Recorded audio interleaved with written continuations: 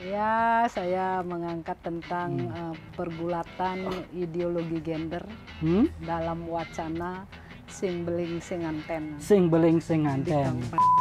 Begini lambangnya dia, kalau salam guys, salam. Ini artinya Pak, 0 untuk 3 hal. 0 untuk 3 hal. No, tidak untuk 3 hal. Apa aja itu? Ya, kita carikan genting ini, gerakan orang tua cegah stunting. Oh, ada genting Ya, juga. Ada program yaitu genting juga ini baru lagi. Quick win-nya nanti. Ini saling berkaitan semua. Jadi pembangunan keluarga. Ya, gitu. ya.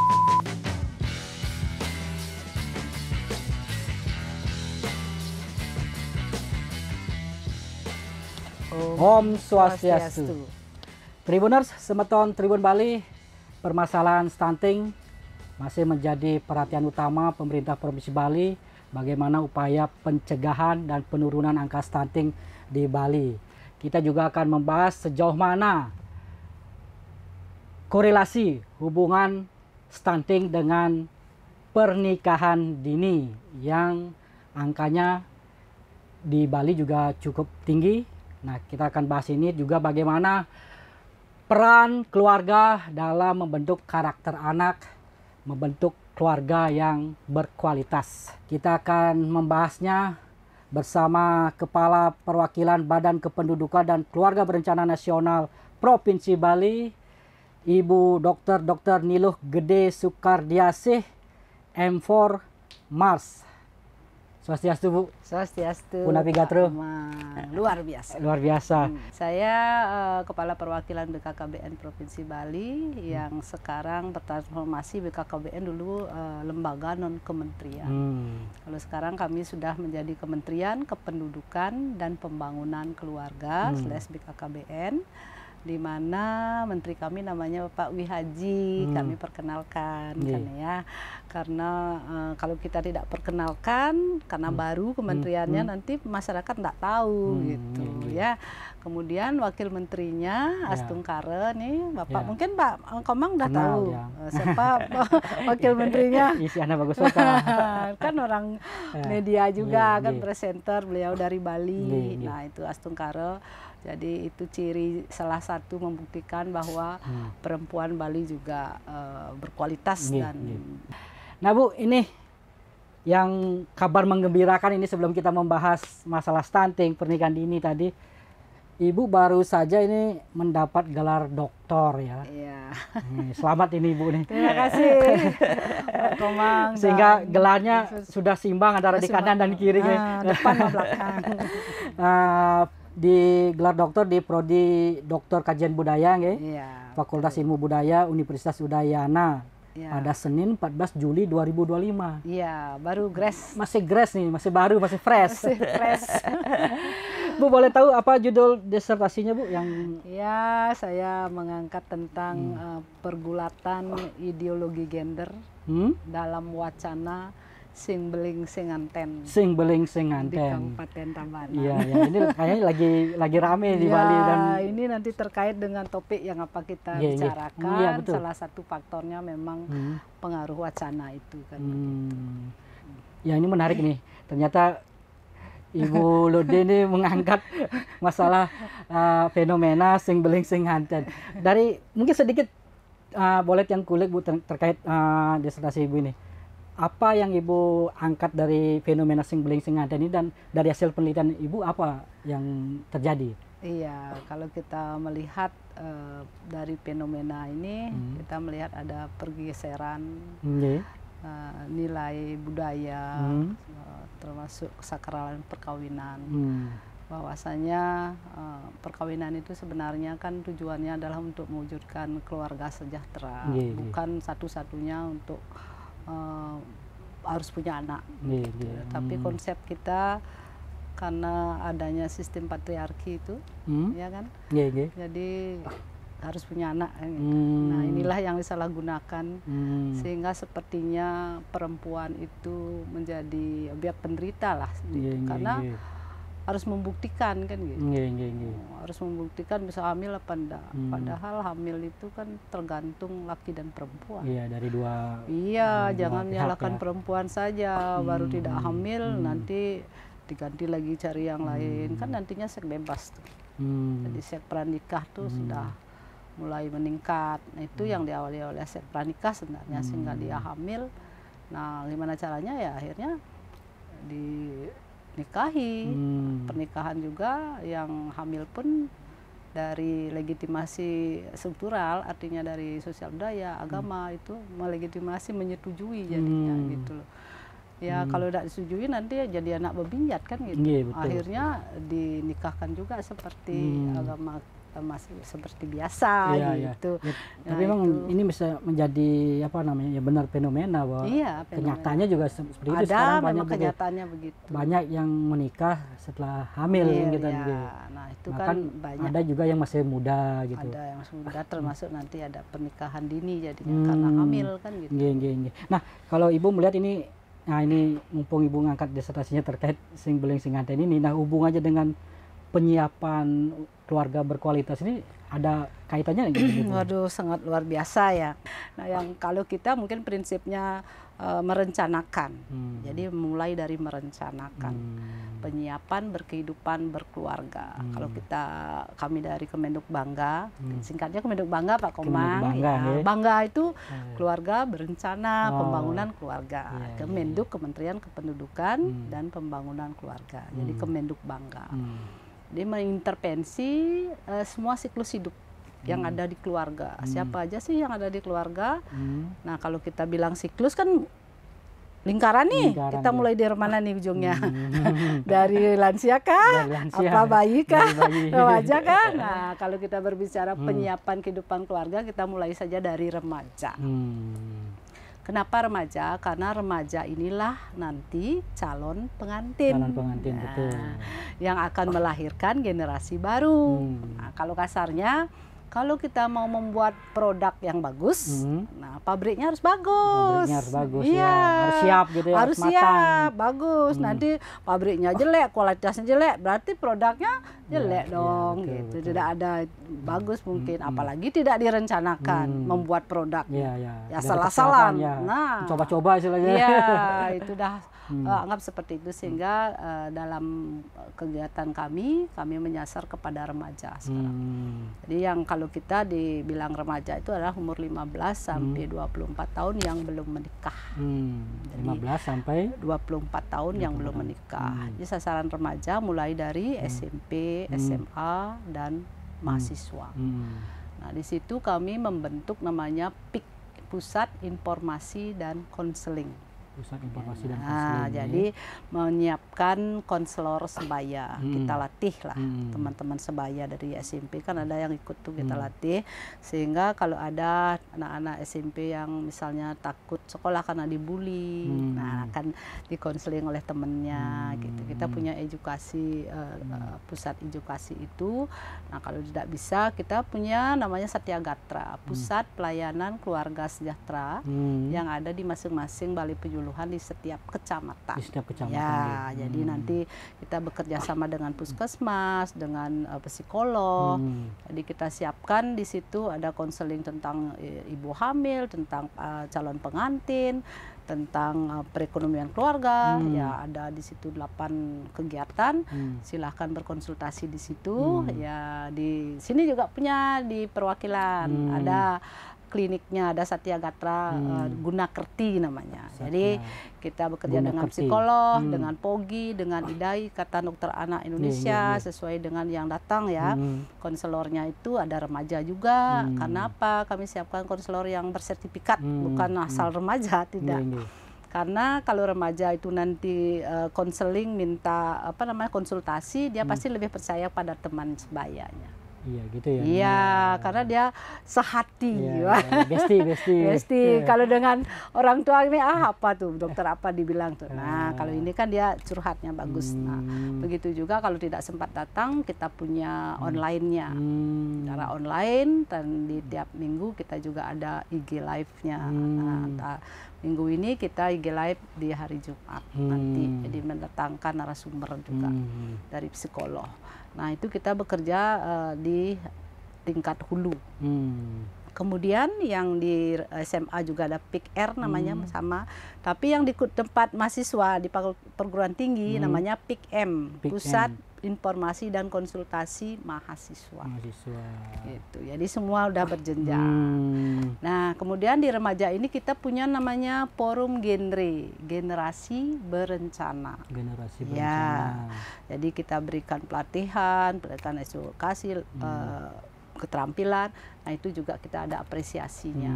Jadi pemilihan duta genre, mulai dari desa ada duta genre satu pasang. Semua desa punya satu pasang. Nah, dia untuk mengetok tularkan tentang program genre itu, tentang kesehatan reproduksi terutama dan kesiapan kehidupan berkeluarga. Nah, kita udah punya moncong-moncong nih Pak, tinggal dioptimalkan aja. Itu seperti itu. Kalau kita tahu genre itu dia punya slogan. Tapi slogannya Bu. Begini lambangnya dia, kalau salam genre salam. Ini artinya Pak, 0 untuk 3 hal. 0 untuk 3 hal. No, tidak untuk 3 hal. Apa aja deh Bu? Ya, 3 hal ini. 1, seks bebas. Tidak melakukan seks bebas. No pernikahan dini. No pernikahan dini. Kemudian no narkoba. No narkoba. Kan luar biasa sudah. Itu baru 1 program kita. Nah, kita mau optimalkan. Jadi apresiasi duta genre ini sampai ke tingkat provinsi. Yang sekarang ketua forum genre itu orang Bali, namanya Putu Aryo.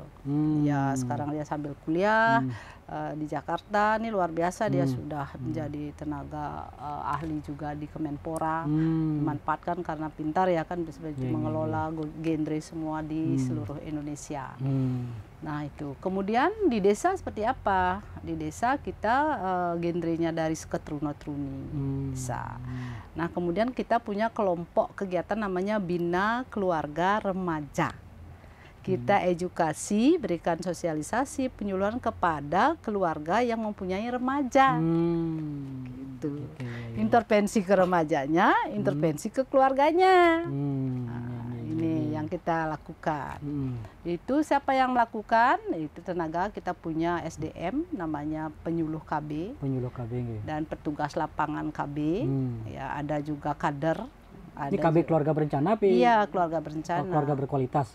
Keluarga berencana namanya. Ya, jadi dialah di setiap desa tuh ada tenaga PKB-nya, disingkat PKB, PLKB ya. Ada juga tim pendamping keluarga. Jadi tim pendamping keluarga itu terdiri dari penyuluh KB, kader PKK, dan bidan atau tenaga kesehatan lainnya. Nah, ini kan udah kuat semua. Udah lengkap ini Bu ya. Udah lengkap, di setiap desa tuh ada satu tim itu. Apabila di desa itu 150 KK, ada satu tim pendamping keluarga. Nah, ini apa tugasnya? Nah, tugasnya ini tim pendamping keluarga itu adalah memfasilitasi ya keluarga yang beresiko stunting, ya mendampingi. Kita punya data, punya data by NIM, by dress Pak, ya karena kita setiap tahun memverifikasi validasi data. Ya, yang tahun 2024 sekarang sedang berjalan nih verifikasi validasi data Bapak Ibu sekalian dimanapun berada ya, sampai akhir Juli ini kita lakukan verifikasi validasi namanya. Nah, kemudian nanti bulan Agustus kita akan melakukan pendataan keluarga, mungkin ada keluarga baru, ya ada yang meninggal. Nah, oleh karena itu nih kita kaya dengan data yang real. Nah, ini bisa dimanfaatkan oleh siapa saja dalam perencanaan. Termasuk misalnya PU, ya mau memberikan bedah rumah kepada yang miskin, kita punya. Jadi tidak merencanakan nanti keuangan, anggaran berdasarkan ini, oh nanti seperti data kependudukan misalnya di desa ini proporsi penduduknya seperti apa yang harus kita lakukan. Misalnya contoh di desa A, oh ternyata kelahirannya turun nih loh, tetapi yang penuaan tinggi, orang tua tinggi. Jadi intervensinya kepada lebih banyak lansia gitu, lebih terfokus jadinya. Inilah namanya pembangunan kependudukan keluarga berencana, pembangunan keluarga. Ini kita lebih besar, lebih luas ini lebih luas. Memang sebenarnya dari dulu cuman kita dulu mengendalikan penduduknya lebih banyak, sekarang kita utamakan mewujudkan keluarga berkualitas. Nah, seperti Niko. Jadi kita di tingkat desa itu ada 3 kelompok kegiatan ya, bina keluarga balita yang punya balita, bina keluarga remaja remaja, bina keluarga lansia, dan ada satu kelompok UPPKA namanya, upaya peningkatan pendapatan ekonomi keluarga aseptor. Ya, itu kita bantu untuk pelatihan keterampilan, berikan hibah anggaran untuk pelatihan dan sebagainya. Itu siklusnya. Jadi kita sudah mulai dari di hulu. Nah, kemudian remaja-remaja ini kan calon pengantin. Calon pengantin ini kita punya kegiatan namanya persiapan calon pengantin 3 bulan sebelum menikah. 3 bulan sebelum menikah. Ya, itu kita nanti pantau datanya melalui aplikasi namanya LCMIL, elektronik siap nikah dan hamil. Keren kan Pak? Keren. Emang fokusnya emang ini ke calon pengantin ini Bu ya? Iya, kita fokuskan artinya dari remaja, SMP, SMA dia sudah terpapar. Bagaimana tentang kesehatan reproduksi, termasuk menstruasi dia harus tahu, masa subur seperti apa aja kesehatan reproduksi, bagaimana memelihara, bagaimana kita makan yang sehat, nutrisi yang bagus. Itu sudah terpapar sebenarnya mereka dari sejak SMP, SMA. Nah, kemudian dia calon pengantin, sekarang dia sudah kuliah. Nah, kita lihat umur berapa sih yang ideal untuk hamil untuk perempuan dan melahirkan. Ya, jadi kita punya slogan namanya 2125 keren. 2125 keren. Artinya Bu? Artinya 21 untuk perempuan paling cepat menikah dan melahirkan tuh umur 25 untuk laki-laki. Nah, kenapa? Kan gitu. Kenapa kok 21? Kenapa 18 saja Pak? Kan gitu ya. Banyak nih kayak 18 juga. Saya pengen 18 saja Bu Dokter. Jadi kita tidak bisa menghindari database bahwa kesehatan reproduksi itu matang di 21 ya. Penelitian kesehatan. Jadi anggaplah siapnya kesehatan reproduksi kita perempuan, rahimnya itu untuk dibuahi, kasarnya itu di umur 21. Nah, kalau yang 15 sampai pernikahan dini di bawah lah 20 tahun misalnya, itu kan belum mateng dia. Kesehatan reproduksi rahim lah, ovarium lah, kan yang gitu namanya.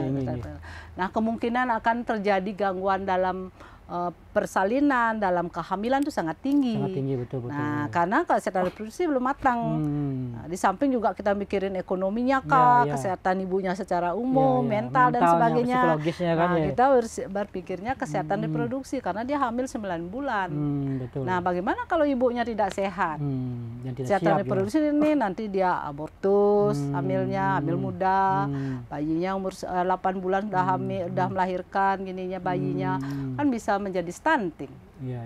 Nah, itulah pentingnya jadi perencanaan pernikahan dan mencegah pernikahan dini. Jadi perencanaan kehidupan berkeluarga. Jadi seperti yang saya singgung tadi di awal bahwa ada korelasi dalam pernikahan dini dengan stunting ini. Ada sangat karena kalau kita lihat juga kenyataan yang ada, angka stunting yang ada di Bali, di beberapa tempat kita cek ke bawah, memang ternyata akibat menikah atau melahirkan di usia dini. Jadi karena dia salah satunya seperti yang saya sampaikan tadi, karena hamil karena beling kan nganten padahal dia masih kecil, karena pergaulan bebas mungkin ingin mencoba-coba atau dirayu atau pengaruh medsos, kemudian pengawasan orang tua kurang. Nah, terjadilah seks pranikah. Nah, hamil pas umurnya dia 15, 18. Bagaimana dia mengasuh anak? Akhirnya anaknya kan berisiko stunting. Jadi anak yang stunting itu ada karena memang kehamilan di usia dini, gitu. Kehamilan di usia dini di bawah umur 20, sehingga dia dalam pola asuh udah pasti. Bisi ngelah, ngon meliang susu, ngon makan bayi saya ngelah. Akhirnya apa? Hubungan harmonis tidak terjadi karena akan cekcok, kan gitu, ada KDRT akhirnya karena emosional belum stabil. Kemudian konen benorin ngayah hadat, mana ngerti kan begitu. Nah, inilah yang perlu kita bersama-sama lintas sektor untuk menyikapi. Nah, apa yang kami lakukan dari BKKBN untuk di Provinsi Bali menyikapi ini, kami kerjasama dengan Majelis Desa Adat, Pak. Majelis Desa Adat dengan Desa Agung sudah, dengan FKUB juga, Forum Kerukunan Umat Beragama, dengan PHDI juga. Nah, tentunya kami bisa di situ. Selanjutnya kan beliau-beliau itu yang menurunkan gitu, karena kami instansi vertikal yang notabene tidak punya kewenangan untuk turut campur di adat itu, ya artinya Ratu Bendesa Adat sudah membuat baru surat edaran. Nah, kemarin beliau juga datang kebetulan pada saat saya disertasi saya. Kenapa saya undang? Karena saya ingin mengajak beliau, inilah sekarang keadaannya kita di bawah, bahwasanya terjadi pergeseran, pergeseran nilai pernikahan, terus banyak yang hamil duluan sehingga tidak ada direncanakan. Tapi memang ada juga yang sudah siap secara mental, ekonomi, fisik, keluarga sudah mendukung dan sebagainya, tapi dia mengharapkan hamil dulu lah, baru dia nikah gitu. Menunda pernikahannya. Iya, ada yang seperti itu. Tapi itu memang nanti dia berkualitas karena dia dipersiapkan. Cuma dari segi kesakralan pernikahan kan bergeser gitu. Ada banyak hal yang menyebabkan. Nah, yang kita soroti di sini kan stunting itu yang memang tidak ada perencanaan sebelum menikah. Jadi upaya kita bersama-sama ini ya, bagaimana untuk mencegah pernikahan dini ini Bu ya? Ya, jadi kita ingin dari keluarga, mulailah dari pembangunan keluarga, bagaimana pengawasan orang tua, seperti itu jangan dilepas ya. Jadi kami dari Kementerian Kemenduk Bangga ya, Kemenduk Bangga namanya, menteri kami punya 5 program unggulan sekarang ya. Jadi yang tadi sudah kita kerjasama dengan adat, nah tinggal ditindaklanjuti, terutama calon pengantin 3 bulan ini, karena sasaran kami mungkin sebelumnya kita sampaikan, sasaran kita tidak tercapai untuk calon pengantin 3 bulan sebelum nikah, screening calon pengantin 3 bulan sebelum nikah. Nah, itu yang saya ingin tanyakan, sejauh ini gimana calon-calon pengantin itu, apakah mengikuti program itu? Nah, kita kan mulai sekarang karena yang berkewenangan di situ kan adat. Jadi kalau tidak ada sanksi adat, tidak ada perarem yang memastikan nikah. Kalau di Bali kan, di Hindu itu kan belum ada kewajiban untuk melaporkan 3 bulan. Kalau yang agama Muslim kan ada ya, dia daftar di KUA, ada pembekalannya. Cuman di situ tidak ada pemeriksaan kesehatan, ya kan? Itu kan gampang kita masuk untuk memeriksa kesehatannya, memastikan calon pengantin sehat, karena sudah ada, dia akan hadir, kita tahu yang menikah bulan depan ini siapa saja tahu itu kalau KUA. Begitu juga yang di gereja misalnya kan ada pembekalan di gereja. Nah, kita ini tidak ada. Nah, itu yang perlu dipikirkan, bagaimana agar ada prarem apalah namanya, sehingga berkewajiban setiap yang mau menikah, calon pengantin yang notabene yang kita bilang ya berpersiapan lah, jangan yang hamil dulu gitu kan. Kalau sudah menyebar tersosialisasi, keluarga-keluarga udah tahu, karena ngalih duase kalau yang berencana itu udah berbulan-bulan sebelumnya kan Pak. Apalagi prewed Pak. Prewed kemana-mana Pak, keluar negeri sampai 100 juta pun habis. Prewednya keluar negeri tapi ngelapornya nggak ada gitu ya. Ya, jadi kita tahu prewednya karena dia share di gini kan, di FB gitu. Oh ini nikah, jadi kita lihat dari penyuluh KB ini dia cari nih. Nah, harapan kita kan tidak seperti itu. Kalau sudah tahu mau menikah, jadi prekonsepsi istilahnya, itulah disiapkan. Prewedding boleh, tapi prekonsepsi lebih penting. Jadi prekonsepsi itu adalah pemeriksaan kesehatan, memastikan calon pengantin ini dalam keadaan sehat. Apa saja yang diperiksa, yang kita lihat dari umur dulu, laki perempuan itu berapa. Nah, untuk yang laki tidak merokok, ya tidak merokok. Kalau merokok itu pasti mempengaruhi kualitas sperma. Nah, kalau yang perempuan itu status gizi, status gisinya dari tinggi badan, berat badan, dan lingkar lengan atas. Kemudian kita periksa HB, hemoglobin. Ya, ini yang menentukan nanti perdarahannya banyak apa enggak kalau melahirkan. Ya, kurang gizi itu status gizi namanya. Makanya pemeriksaan HB itu yang cuma ditusuk dikit kan, bayar 5.000 misalnya, itu enggak mau. Kalau prewedding 50 juta, salah kan gitu. Nah, ini kan konsep pikir kita. Konsep pikir yang keliru ya. Terus terang Pak Ma, kalau prewedding itu hanya untuk sehari, untuk kita menikah sekali saja. Tetapi kalau prekonsepsi generasi itu Untuk menentukan 2 generasi berikutnya, Pak. Jadi menentukan sampai di cucu kita. Kalau calon pengantin itu sehat sekarang, nanti menentukan 2 generasi selanjutnya. Itu yang harus dipahami. Sehingga data itulah yang kita akan cari, ya. Kemudian pemeriksaan kesehatan, nanti ada pembekalan. Di situ kita bekali, Pak. Masalah agama, budaya, seperti itu maksudnya, ketahanan keluarga. Nanti bagaimana biar tidak terjadi KDRT, kita cari narasumbernya dari Babinsa, dari Bendesa Adat, misalnya seperti itu. Itu berkolaborasi dari Kemenak misalnya, terus dari kami masuk, dari Dinas Kesehatan masuk, kan enak, sehingga dia siap. Nah, kalau udah siap, kita berikan namanya sertifikat LC-MIL itu. Nah, setelah bahwa udah siap nikah, siap hamil. Nah, ini yang kita upload. Kalau udah mengisi, kita tahu, oh ini nikah udah bagus statusnya. Nah, bagaimana kalau dia nanti statusnya tidak bagus? Misalnya HB-nya kurang. Kalau yang perempuan biasanya kan harusnya 12 gram persen. Nah, ternyata dia 8 gram. 8 gram persen, seperti itu. Kita akan berikan tablet penambah darah, ya, bersama-sama dengan puskesmas. Kemudian berikan penyuluhan tentang makanan sehat untuk ibu hamil. Nah, kemudian kalau misalnya dia ternyata miskin gitu ya, kita fasilitasi bantuan misalnya ke dinas sosial, kita carikan genting ini, gerakan orang tua asuh cegah stunting. Oh, ada genting juga, ada program genting juga ini baru lagi. Quick win-nya nanti, ini saling berkaitan semua, jadi pembangunan keluarga gitu. Nah, itulah yang kita berikan. Nah, kemudian didampingi oleh tim pendamping keluarga tadi itu. Ini yang berisiko stunting karena HB-nya kurang, umurnya 20 tahun, ya, udah mau menikah. Nah, ini belum hamil nih. Nah, kemudian sampai di 3 bulan, misal sudah dewasa nih. Nah, dewasa kan kita cek lagi ya. Oh, ternyata ya HB-nya baru 9 nih loh. Apakah batal menikah? Tidak, karena sudah dicarikan jadwal dewasa. Nah, misalnya Bu, kembali ke belakang, misalnya usianya belum memenuhi ideal, misalnya baru kan dia harus menikah, kan itu harus menikah umur 19 tahun, ya anggaplah ya biar untuk menyenangkan keluarga, misalnya pengikat pangsing joh mani, ya, misalnya yang perempuan nanti ke mana kerjanya di sini gitu, kita ikatlah dengan pernikahan. Nah, kita sarankan adalah menunda untuk hamil. Oh, menunda. Iya, bukan menunda untuk menikah. Bisa jadi masyarakat bertanya misalnya kalau dia mau ngelapor sementara usianya belum memenuhi. Iya, artinya kan dia syarat gitu kan, 21 tahun tetap misalnya, gitu. Misalnya sudah dijadikan dewasa, sudah komitmen dari keluarga. Atau tadi yang bilang umurnya sudah bagus, usia sudah bagus, tetapi HB-nya masih rendah, status gizinya belum bagus pada saat dia menikah itu, kan dari segi umur apa sudah siap.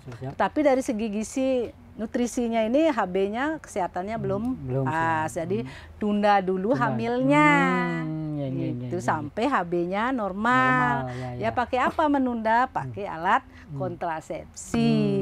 Di situ manfaatnya, gunanya alat kontrasepsi. Ini apa namanya, sharing yang sangat bermanfaat bagi remaja-remaja calon pengantin ya. Nah, jadi perlu memeriksakan kesehatan sebelum menikah ya. Nah, itu yang kita sebenarnya dari hulu itu kita mencegah, karena kalau sudah dilahirkan terus nanti anaknya menjadi stunting, nah itu akan sulit dikembalikan.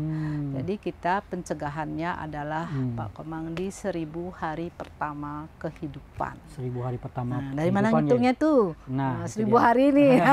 Apakah dari sejak di kandungan atau setelah lahir nih? Jadi kita mulai dari prekonsepsi seperti tadi. Jadi mulai dia hamil dari 0 hari di dalam perut 9 bulan sampai dia lahir berumur 2 tahun. Berumur 2 tahun. Nah, di situ namanya golden period. Jadi waktu emas di situ. Jadi tumbuh kembangnya mau jadikan apa nih anak kita, disitulah Pak. Jadi makanya berikanlah nutrisi yang optimal. Yaitu mulai misalnya dari hamil harus memeriksakan diri 6 kali selama kehamilan. Diikuti jangan cuma 2 kali, malas karena repot dan sebagainya. Makanan apa yang harus dimakan, kemudian imunisasi, tablet tambah darah atau vitamin. Nah, melahirkan harus di tenaga kesehatan, jadi jangan di dukun. Nah, seperti itu. Kemudian nanti melahirkan, sudah lahir bayinya, Kita cek berisiko stunting apa enggak, kita lihat dari berat badannya, ya kan minimal 2,5 kilo gitu, panjang badannya minimal 48 cm kan gitu. Nah ini kita harus berikan kita ASI eksklusif, jadi memberikan air susu ibu saja selama 6 bulan. Jangan lu bulanin Bang Biu. Lu bulanin kan belum 6 bulan, baru 3,5 bulan apa 4 bulan Bali itu kan. Nah itu kadang-kadang di masyarakat kan ibunya sudah habis cutinya, ya kan? Dikasihlah neneknya ngempu, ya kan? Dikasih ngempu. Nah neneknya ngempu, yang penting bayinya diam. Kalau udah nangis, dianggap lapar. Waduh, udah cukup ini susu ibunya, kasih pisang aja, atau kasih bubur aja. Nah, ASI eksklusif nggak jalan, ini berisiko nanti menjadi stunting. Masih berisiko sampai 2 tahun ini. Ini yang perlu kita perbaiki. 6 bulan nanti baru diberikan makanan pendamping ASI. Nah, itu harus diikuti Pak. Posyandu ditimbang setiap bulan, kan gitu rutin-rutinnya. Sehingga tumbuh kembangnya optimal. Stunting itu kan gangguan nutrisi dalam waktu yang lama. Mungkin karena infeksi berulang, karena sakit-sakitan. Jadi dia bukan penyakit. Itu. Jadi berikanlah gizi yang optimal. Nah, jadi sampai di usia 2 tahun itu, makanya quick win kami genting itu gerakan orang tua asuh cegah stunting itu menyasar pada ibu hamil, ya, ibu melahirkan, kemudian bayi sampai umur 2 tahun. Itu yang kami intervensi dari orang tua asuh. Nanti Pak Komang bisa jadi orang tua asuh karena ini tidak berasal dari anggaran pemerintah. Karena pemerintah tidak mampu merangkul memberikan bantuan semua keluarga-keluarga yang berisiko stunting.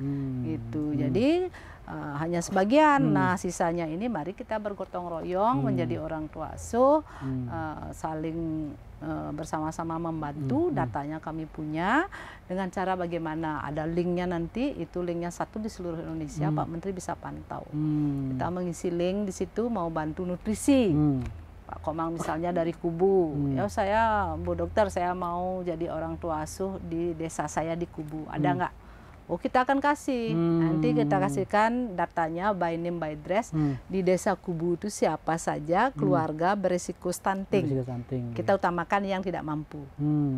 Ya, karena dia artinya tidak mampu beli makan.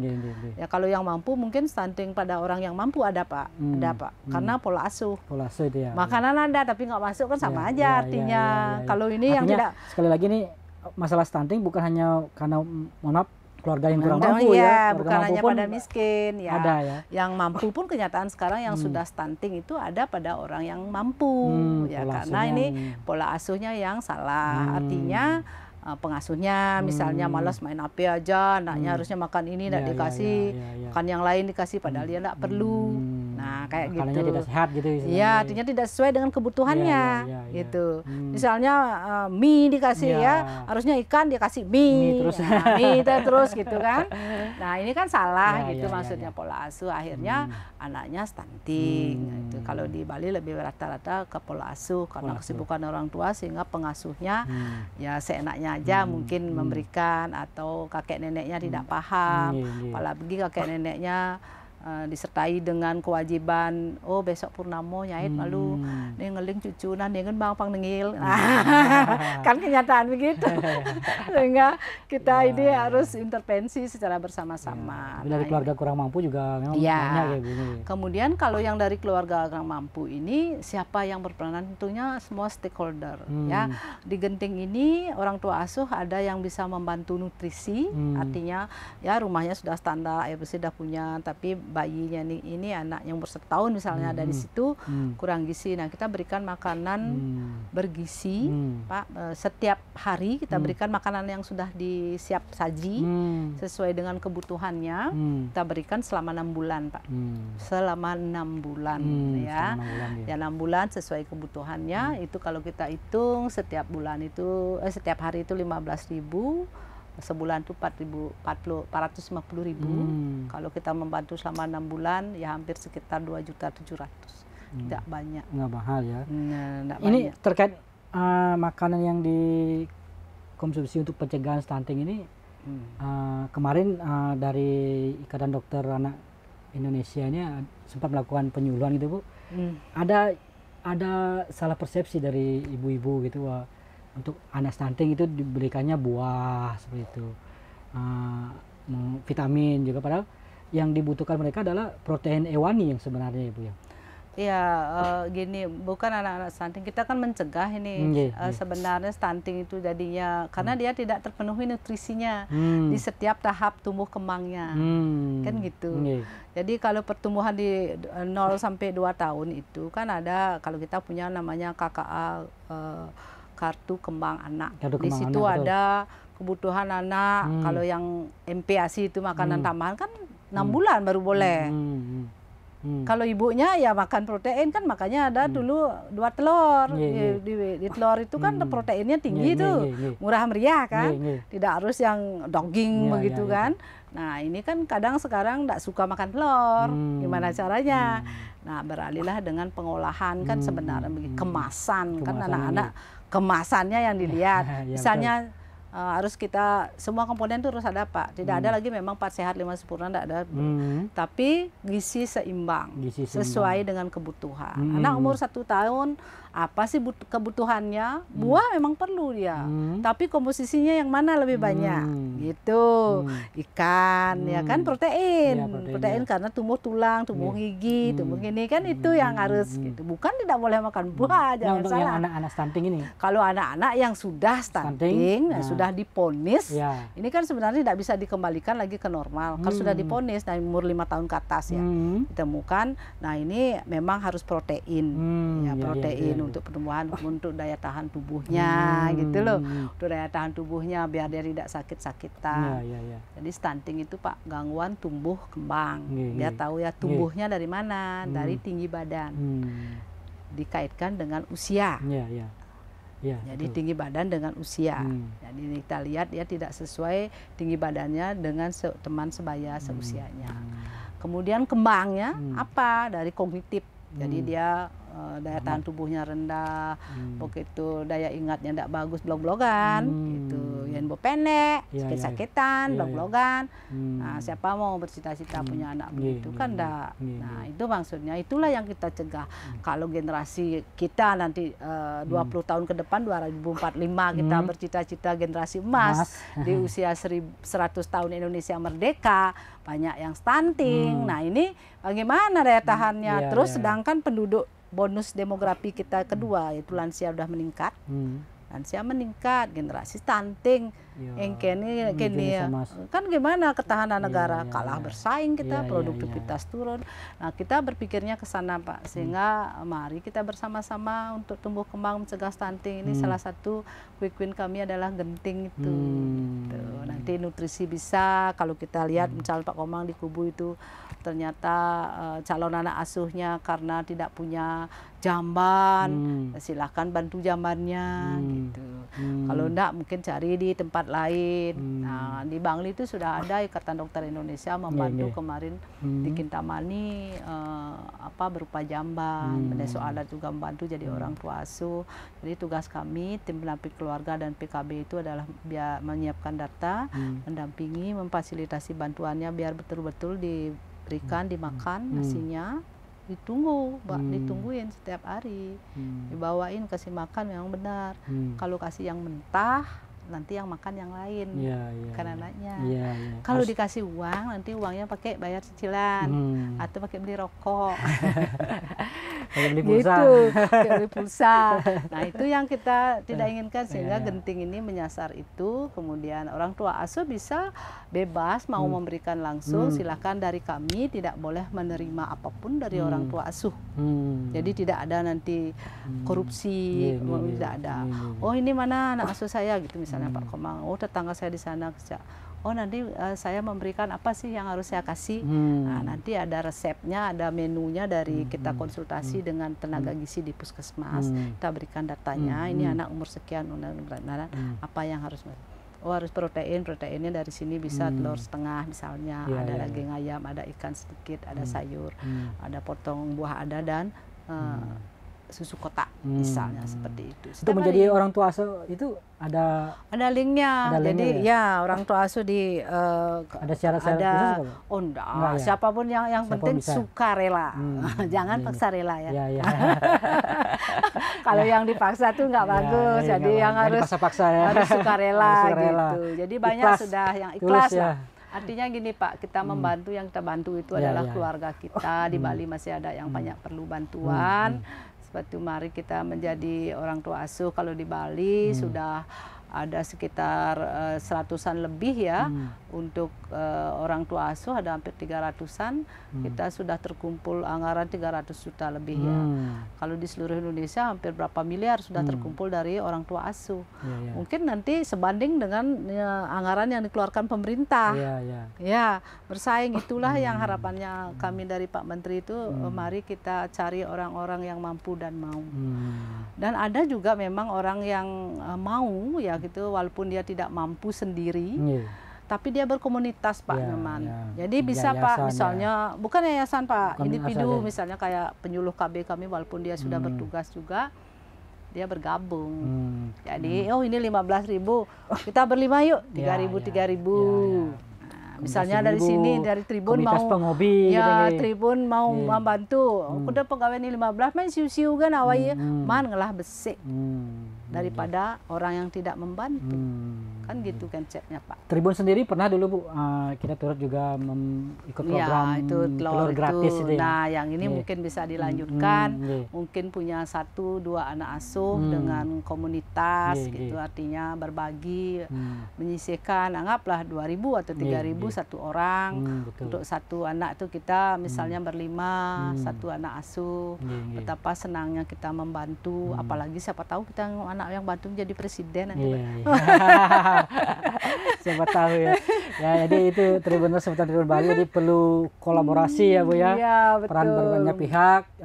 Tadi sudah dijelaskan panjang lebar upaya kita untuk mencegah stunting ini ya Bu ya, dari pernikahan dini ya, persiapan kehidupan berkeluarga ya, yang dari hulunya ya, dari calon pengantin ya, dari remaja, karena dari mereka lah nanti akan melahirkan generasi-generasi. Tentu kita berharap ke depan tidak ada lagi yang stunting yang lahir generasi emas.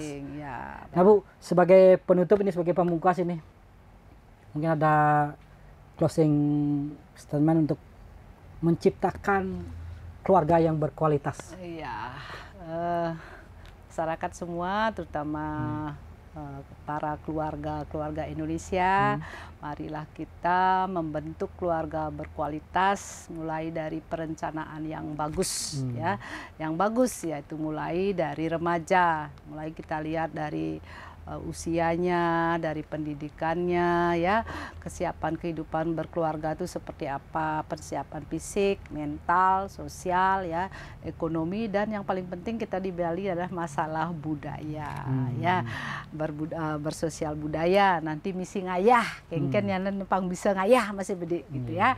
Sehingga mari kita sama-sama, pembangunan kita yakini, pembangunan nasional berawal dari pembangunan keluarga. Ya, itulah Sebuton.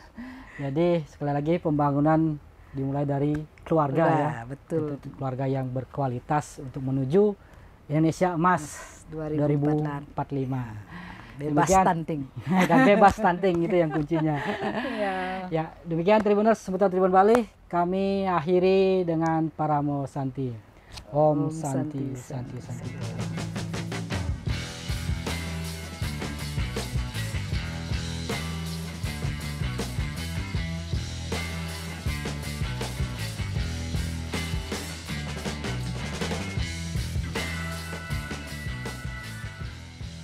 Terima kasih sudah nonton. Jangan lupa like, subscribe, dan share ya.